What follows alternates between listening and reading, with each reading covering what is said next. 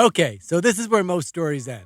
Once the handsome prince, me, rescues the fair maiden, or the bad boy, also me, with the tender side, see Buddha, makes good, or the lovable doofus, played by Ben Stiller, corrects some tragic misunderstanding, well, then that's it. The end. It's all over. And they live happily ever after. Stories don't ever start out that way. They don't start out with the guy getting the girl, not unless he's about to lose her. What story do you know that starts, and so they were living happily ever after when there aren't any? Just like there aren't any sequels to Disney movies, at least none that aren't straight to video. In Hollywood, the male and female romantic leads find each other in that final reel. They kiss, they hug, and the audience knows they'll get married, probably have kids, have a house, a dog, 2 cars, the garden, the works. This is all implied. This is romance. This is comfortable.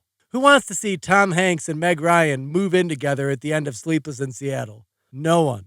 See them squabble over living arrangements. Does she move to Seattle or does he move to Baltimore? Uh-oh, hadn't thought about that. Maybe they compromise, move to Chicago. That's sort of in the middle. Plus, it's where Tom Hanks' character comes from at the beginning of the film, and the best city in the world. Wouldn't it be easier to see Tom Hanks' family in his old hometown? But then his son Jonah would have to switch schools. And what if Jonah liked his old school? What if he'd made some friends there? Do we want to see Jonah crying when bullies beat him up on some South Side Chicago playground? Do we want to see Meg Ryan turn resentful, drowning herself in plastic surgery, when her journalism career fails in the Windy City and she ends up at home, raising Tom's kids and dealing with Tom's mom, who still prefers Tom's dead wife to Meg, all the while Tom's off designing buildings for the South Loop? No one wants to see that. No one wants to see what really happens in relationships. That's why we have romantic comedies and fairy tales. My fairy tale may have ended, but I still have 50 plus years to account for, so sorry. The next part entails Callie and me waiting out the prolonged end of the war in an Australian POW camp. You always hear camp, but I've been camping, and this felt more like a crap motel, like a Motel 8 or something. The POW camp, it had lots of rooms that all looked the same. The carpeting came from 15 years ago and didn't match any of the furniture. Not that you can match headache pattern number 847 with puke spaghetti number 422. The beds were hard and the walls were thin and the TVs didn't have cable. There were VCRs, our high-tech anomaly, but no cassettes. And the 4 channels we got all played the same movies over and over and over. Kelly made me watch all the ones starring Tom Hanks and Meg Ryan, in case you were wondering. There had to be 100 of them. And if I had to pick the most realistic one, I'd go with Joe versus the volcano. When Kelly first reunited with me at the POW camp, I still understood modern music, could tell if someone dressed fashionably, even if I didn't know why, and I knew all the cool things to say. When we left, I saw a music video on TV where a white guy in a kilt was rapping about his baby's mama. Baby's mama, I thought. Why not say your girlfriend or your wife? I'd lived past 30. But that's still better than the alternative.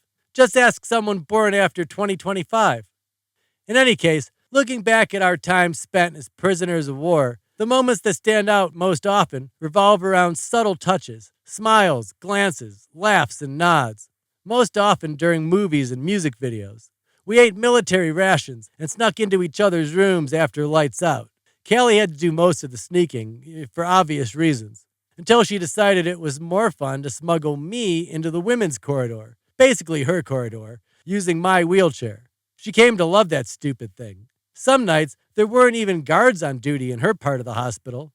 Kelly would get me rolling as fast as she could, then jump on the back of the chair at the last second, right as we approached the top of an incline. We only ever grabbed a few inches of air, but it was still lots of fun.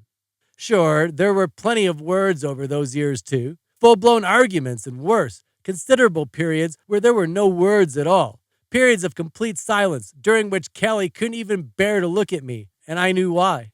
Just because she'd forgiven me didn't mean she'd healed. But we got on with our lives together. Me saying I was sorry no matter how many times it took, and her not holding it over my head like a trump card for all future disagreements. That's how we made it work. The details, what we actually said, her to me to her, these things weren't important. I do remember the makeup sex, though. And not just makeup sex. It was more like makeup sex combined with prison sex. like an extended dual conjugal visit makeup sex marathon, to which I'd have to add the category amputee porn, if Kelly snapped any pictures, which she didn't. Kelly only photographed one type of subject, those that had met their end,